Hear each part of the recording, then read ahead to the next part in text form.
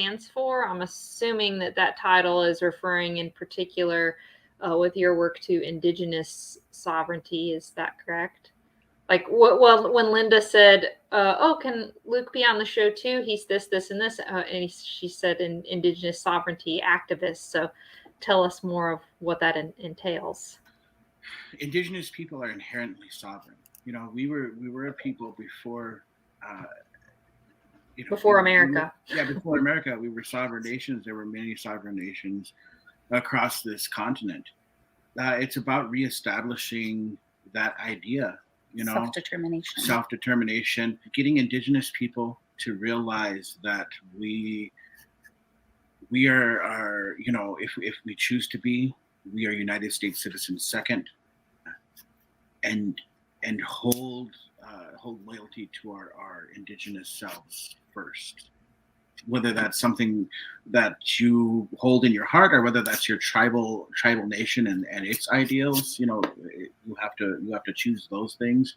But that we are sovereign, and it's kind of a hard question to understand, because you have to have some knowledge about the tribe and its process of going through the different tribes, and you know, and when I say tribe, I speak for my own tribe, and our process of having to go to the Supreme Court in order to get decisions finalized with our treaty rights, and how those things affect us.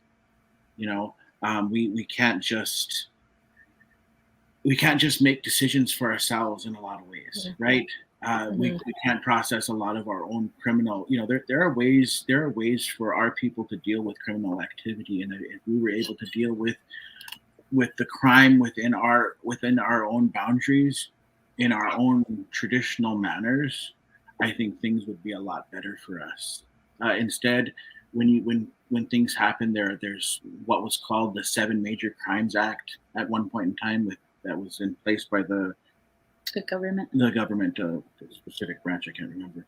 I think it's up to like 22 or 28 different crimes that happen within the reservation boundaries that we can't deal with within our own court systems. Right. They get prosecuted by the federal government rather than tribal governments. Which is just a part of the ongoing, you know, you see a lot of the talk about the boarding school and the atrocities that happen there.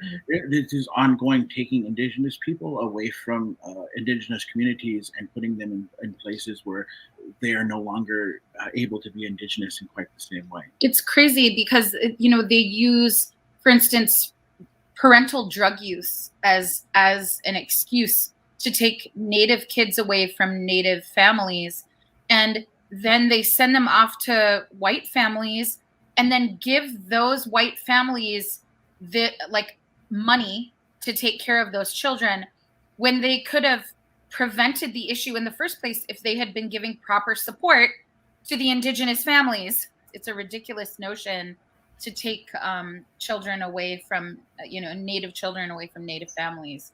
And so it's still happening.